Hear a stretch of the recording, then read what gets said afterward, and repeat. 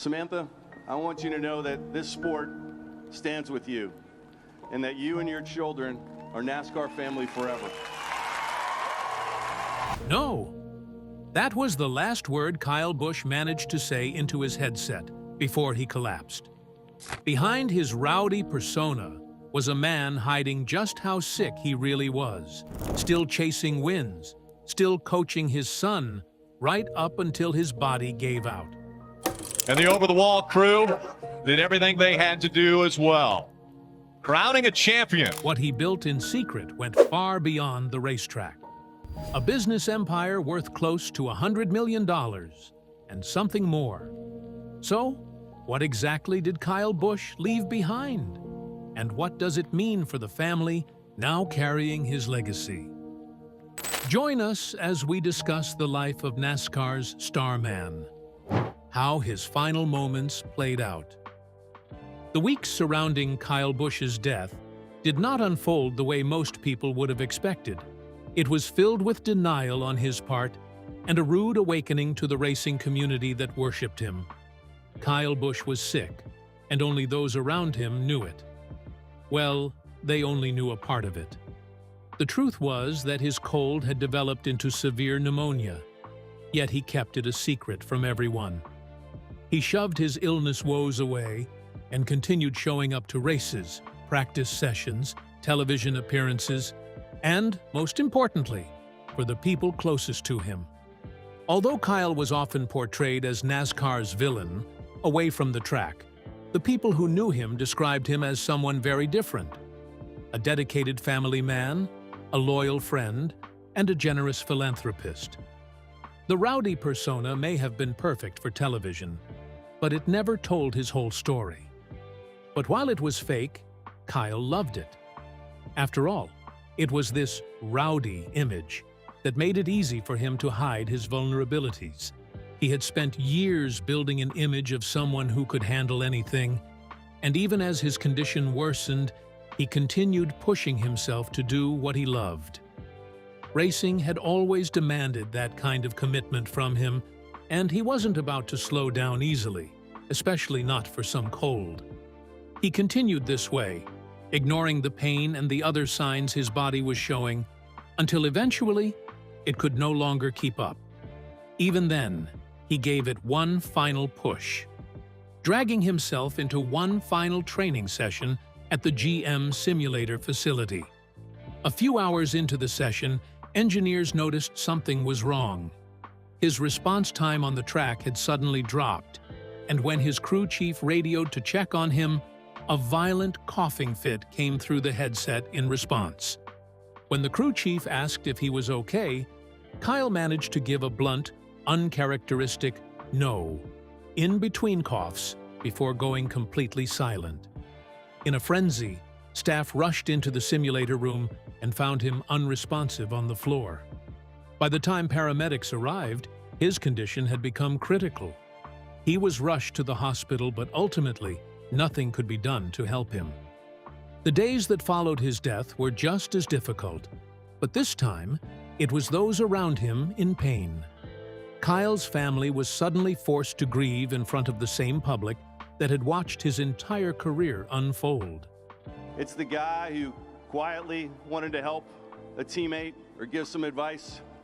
It was the husband, the father, or the guy who quietly did things for others when no one was watching. Just 3 days after his passing, they appeared at Charlotte Motor Speedway before the Coca-Cola 600, a race Kyle had competed in dozens of times, and one that was now being held in his honor.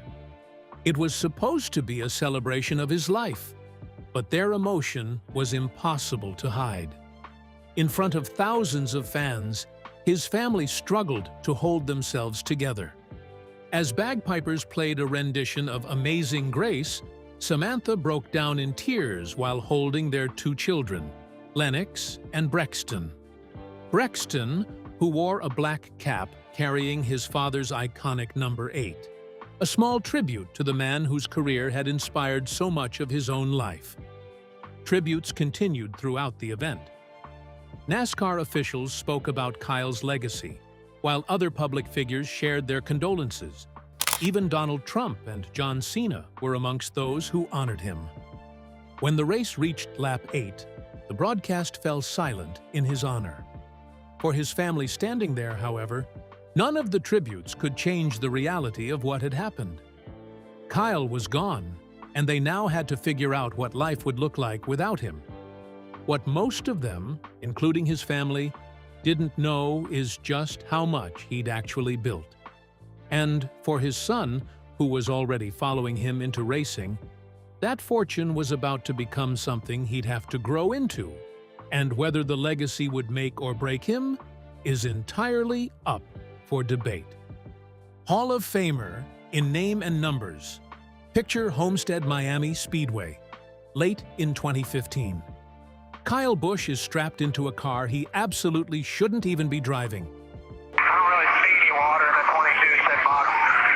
Doctors advised against it, his team was reluctant, but there he was, in his car, racing at hundreds of miles per hour. Months earlier, he had shattered his right leg and left foot so badly he missed the first 11 races of the season. Doctors weren't sure he'd be back at full strength at all. But there he was, fighting through the pain. And by the end of that race, he'd done the impossible. Won his first Cup Series championship on a leg that had barely healed. And he didn't stop there.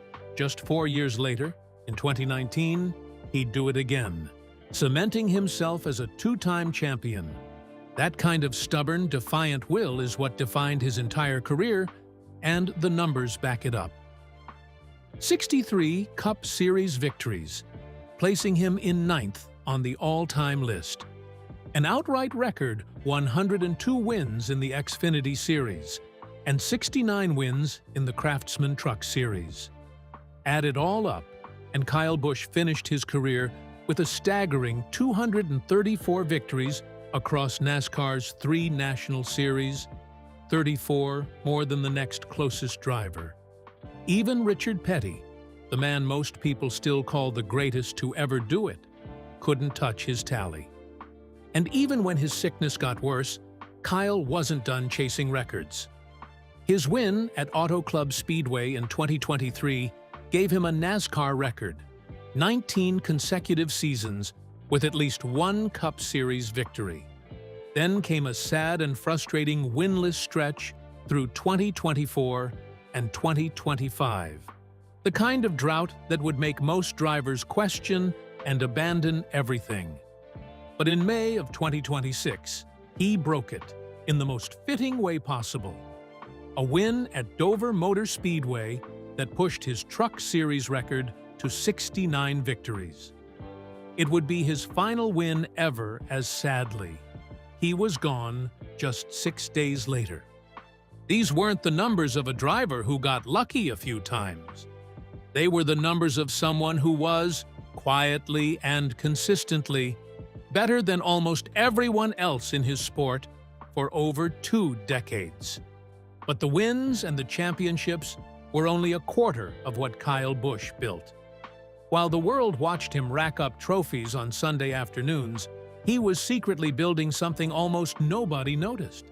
A business empire worth close to $100 million. The business behind the Rowdy Empire. How he built it all. Somewhere between practice laps and press conferences, Kyle Busch was there, quietly building a second career, one he didn't bother to share with fans. And he did this while there was no need to. He earned way more than enough, but still chose to work extra hard. Over the course of his time in NASCAR, his on-track earnings, salary, purses, bonuses, and performance incentives combined added up to somewhere between $95 and $100 million. During his peak years with Joe Gibbs Racing and later Richard Childress Racing, he was consistently one of the highest-paid drivers in the sport, often pulling in $15 to $20 million a year. In 2024 alone, he topped NASCAR's earnings table at an estimated $16.9 million, averaging more than $444,000 per race. His name was worth almost as much as his driving. Cheddar's Scratch Kitchen, Rebel Bourbon, Lucas Oil, Bank OZK, Chevrolet, Morgan & Morgan, BetMGM. The rowdy persona, the villain the fans loved to hate, turned out to be one of his most valuable assets, bringing in money even when he wasn't racing behind the wheel. Back in 2020, in the middle of a pandemic that had shut down half the world, Forbes still named him the highest-paid driver in NASCAR, with total earnings of $17.8 million. But it was what Kyle did with these paychecks that really mattered. He didn't just collect paychecks, he reinvested them. He partnered with Boyd Automotive Group to become part owner of a Chevrolet dealership in North Carolina, and later invested in another dealership, Hawthorne Chevrolet, in New Jersey. In 2021, he co-founded Rowdy Energy alongside entrepreneur Jeff Church, putting $1 million of his own money on the line. When the company shut down in early 2024, he didn't slow down to grieve the loss. He pivoted almost immediately into a new partnership with Anheuser-Busch's Form Energy. Then there was the venture closest to his heart, Kyle Busch Motorsports, a racing team he built from nothing and turned into the winningest team in Truck Series history, 100 victories, before eventually selling it for a massive payday. That success bought him a life most people, even fellow racers, could only imagine. In 2012, he purchased a $7.5 million mansion with its own private beach on Lake Norman, NASCAR royalty's neighborhood of choice. Later, he added a $4.5 million estate, complete with its own off-road tracks, a private stretch of dirt where he taught his son, Brexton, how to race before Brexton could even drive on a real road. But not everything Kyle touched turned to gold without a fight. Early in 2026, just months before his death, he and Samantha filed a lawsuit against Pacific Life Insurance, alleging they'd been misled into paying over $10 million for life insurance policies built on false projections. On February 26, 2026, Kyle put an end to what he called a nightmare, settling the case for a reported $8.5 million. Then in January of 2023, while vacationing with Samantha in Cancun, Mexican airport authorities found a handgun and ammunition in his backpack.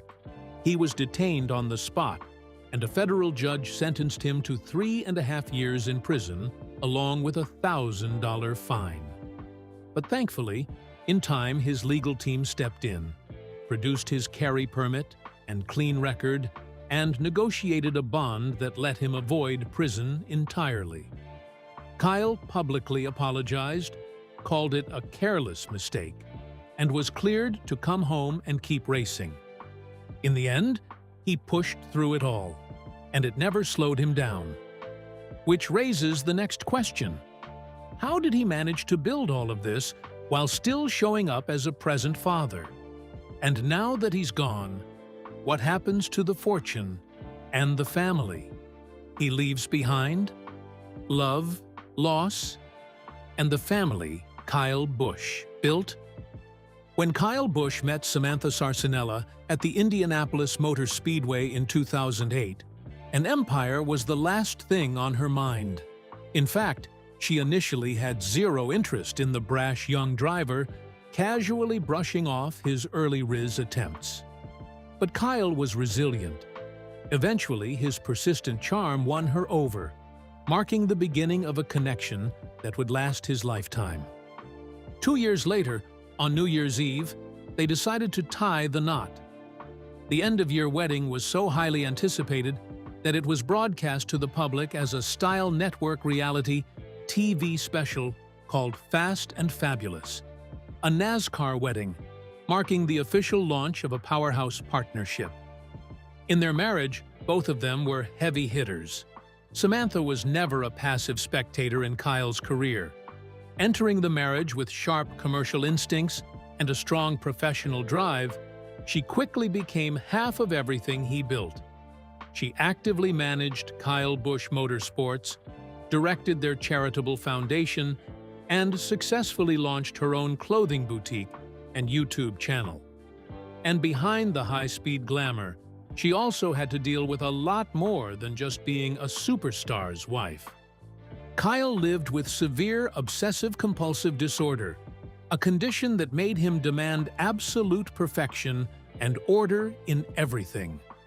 From every little detail on how his racing gear was organized, to how his vehicles were maintained, and even how the household was structured. Samantha revealed that whenever they traveled, Kyle insisted that the entire family wear completely color-coordinated, matching outfits every single day to feel a sense of order. Also, every piece of family luggage had to be packed in a specific sequence, and his race day closet had to feature perfectly balanced hangers, completely calculated uniform spacing, and precisely labeled and categorized items. While this was stressful to deal with, it wasn't a constant headache. This perfectionism occasionally wore off due to the weight of exhaustion. After grueling race weekends, a completely drained Kyle would sometimes leave a chaotic trail of dirty race suits and scattered shoes straight across their kitchen floor, completely violating his own strict rules to the amusement of his family members. At one point, the OCD was the least of their problems. They were focused on a much more painful, deeply private battle away from the cameras, a decade-long struggle with infertility. Well, it's really fun, you know, like when you're like, okay, we're gonna start a family, and then we started trying, and then it got to be first month, second month, third month, fourth month, fifth month, and then it was like... But after enduring 6 grueling rounds of IVF and multiple miscarriages, they welcomed their son, Brexton Locke, in 2015, the very same year Kyle captured his first Cup championship. Their daughter, Lennox Key, completed the family via a surrogate in 2022. And by their own triumph over grief, they launched the Bundle of Joy Fund, directly financing over 100 IVF births for families who could not afford the steep medical costs. Today, Samantha has moved from infertility issues to being afraid for the very children she mothers. She has openly admitted her reluctance and fear to let their daughter, Lennox, pursue racing with a blunt 8-word plea: "Please do not make me do this again." While the public always saw a unified, hardcore racing dynasty, Samantha confessed on her Certified Oversharer podcast that she was privately exhausted by the relentless demands of the sport. Her 11-year-old son, Brexton, was already competing in over 150 races per year on top of Kyle's full-time Cup Series schedule. She fears it is too much for such a young kid, and at times worries about his safety. Samantha also revealed that managing 2 full-time racing schedules meant she was essentially trapped at a racetrack every single weekend, leaving her desperate to push Lennox toward art, music, or acting instead. But she wouldn't listen. Despite her mother's exhaustion, 4-year-old Lennox has consistently and stubbornly performed karting stunts, displaying her talent and actively begging for her own pink race car. The family he built with Samantha was the most human part of his legacy.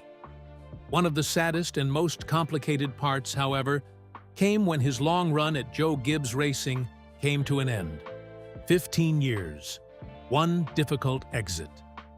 To understand how it all ended, you have to go back to where it began. A boy standing on a Las Vegas dealership floor, hands covered in grease, learning to turn wrenches alongside his father, Tom. That blue-collar education built on sacrifice, hours spent under cars instead of on playgrounds, gave Kyle something special no one his age, or even fairly older, could match. By 16, his talent was already causing problems for NASCAR itself, forcing them to introduce an 18-year-old minimum age limit that racing fans still refer to as the Kyle Busch rule to this day. Prior to this incident, NASCAR allowed 16 and 17-year-olds to compete full-time in the lower divisions. But during Friday practice, 16-year-old Busch completely dominated, posting the fastest time on the board. His blistering speed drew intense attention, which suddenly caused Marlboro's legal representatives to notice his age.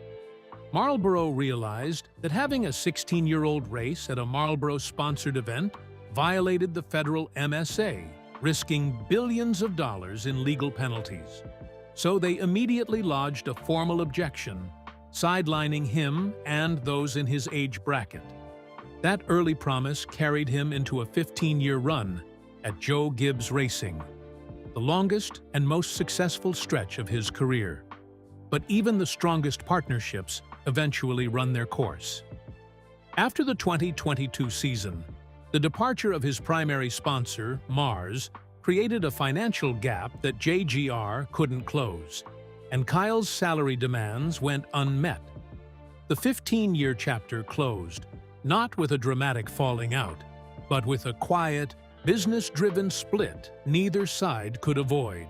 He moved to Richard Childress Racing in 2023, chasing 3 wins in his first season there before a frustrating, winless 2024 followed.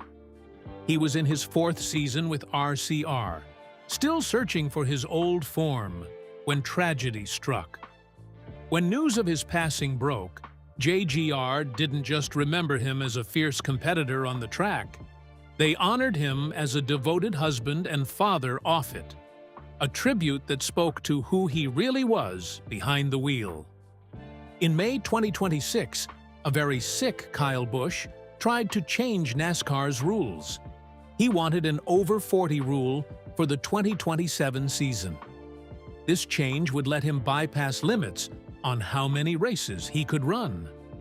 Kyle had 2 big goals for this plan. First, he wanted to race full-time to win a historic Truck Series championship. Second, and most importantly, he wanted to extend his career. By staying in the sport longer, he could keep racing until his young son, Brexton, grew old enough for them to race against each other on the track. Today, NASCAR considers him a lock to become a first-ballot Hall of Famer, a driver who leaves behind 234 National Series wins and a legacy few will ever come close to matching. And that legacy doesn't end with the trophies. It lives on through everything he touched, the businesses he built, the team he created from nothing, and most of all, through the family he left behind. The empire is already there. All that's left now is for them to reach out and claim it. What's the most shocking thing you've heard about Kyle Busch? And when Brexton Kyle is old enough to decide what to do with his father's number, do you think he should race under it? Share your thoughts with us in the comments section. Remember to like, share, and subscribe for more. Also, click the next video showing on your screen. You will enjoy it.